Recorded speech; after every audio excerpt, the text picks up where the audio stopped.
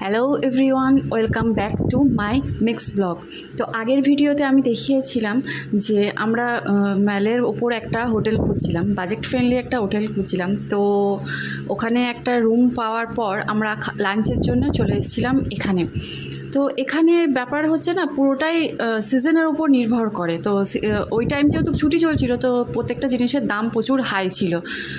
খাওয়া দাওয়ার পর আমরা ম্যালের চারপাশটা এবং চকবাজার যেটা বলে দার্জিলিংয়ের, তো ওখানটা একটু ঘোরাঘুরি করছিলাম। যদিও খুব টায়ার্ড ছিলাম, তাও এই ফুলগুলো ওখানে পুরো মনে হচ্ছিল প্লাস্টিকের। আমি প্রথমে দূর থেকে দেখে মনে করেছিলাম প্লাস্টিকের, কিন্তু এইগুলো অ্যাকচুয়ালি অরিজিনাল ছিল।